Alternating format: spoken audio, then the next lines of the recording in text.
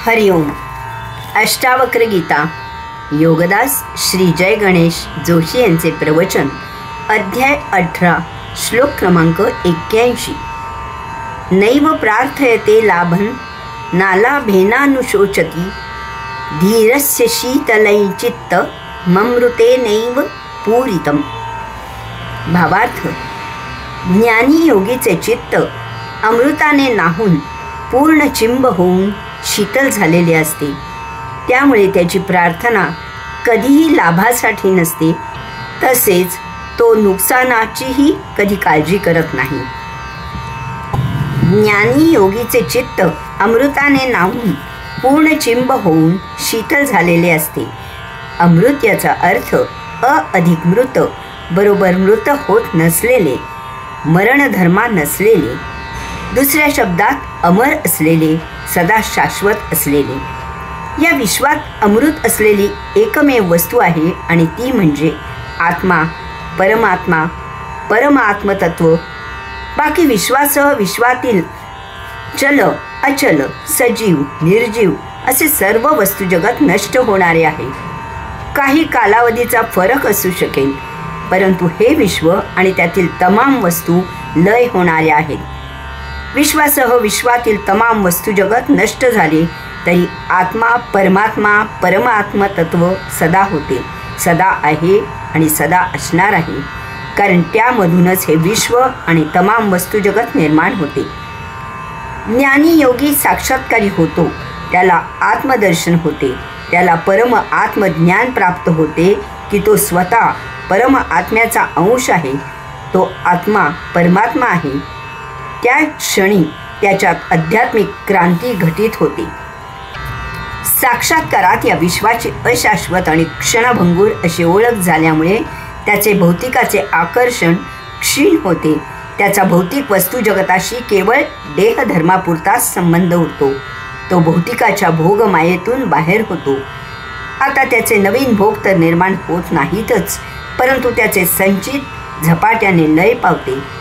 एखादी बंद खोली उडावी आणि तत्क्षणी त्यात सूर्यप्रकाश येऊन ती उजळावी, तसे साक्षात्काराने योग्याचे संचित लुप्त होते. असा योगी स्वाभाविकच शीतल होतो, शांत होतो, प्रशांत होतो. याला दोन कारणे असतात. पहिले भौतिक कारण असे की योग्याच्या जीवनात उद्रेक व्हावा असे काही होतच नाही, कारण त्याला कशातही काही लभ्यांश मिळावा असे काही नसते. जीवन जसे आहे तसे तो पूर्ण समाधानाने स्वीकारतो. नैसर्गिक प्राप्त जीवनात काही बदल व्हावा असे त्याला वाटतच नाही. यामुळे त्याच्या जीवनात संघर्ष तर नसतो, परंतु तेथे शांती, सद्भाव, समाधान असते. दुसरे असते आध्यात्मिक कारण. योगी साक्षात्कारित होतो तेव्हा त्याला समाधीमध्ये एकदम अब्जावधी सूर्य एकदम उजळावेत अशा महादिव्य परमप्रकाशाचे, महादिव्य ऊर्जेचे दर्शन होते. यामुळे त्याच्या जीवनातून भौतिक काळोख पूर्णपणे नष्ट होते. यावेळी एक महाविलक्षण घटना घडते की अशा महादिव्य परमप्रकाशाचा, महादिव्य ऊर्जेचा योग्याला यत्किंचितही दाह होत नाही. इतका विराट महादिव्य प्रकाश असूनही तो परम महादिव्य प्रकाश महाशांत, प्रशांत, शीतल असतो. तो योग्याच्या जीवनात परमशीतलता आणि परमशांती प्रदान करतो. योगी भावातीत होतो. योग्याला हा परमात्म्याचा विशेष असा महाप्रसाद असतो. त्यामुळे त्याची प्रार्थना कधीही लाभासाठी नसते, तसेच तो नुकसानाचीही कधी काळजी करत नाही. साक्षात्कारी योगी विषयासक्तीमधून दूर होऊन त्याच्या अतीत होतो.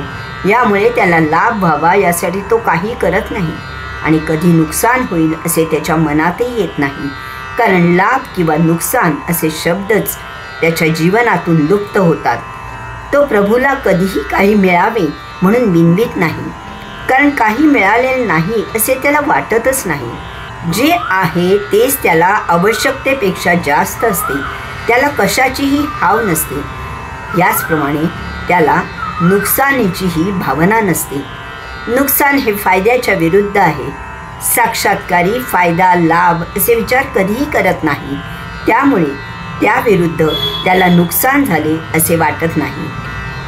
त्याची प्रार्थना सर्वांना आनंद मिळावा यासाठी असते. हरिओम.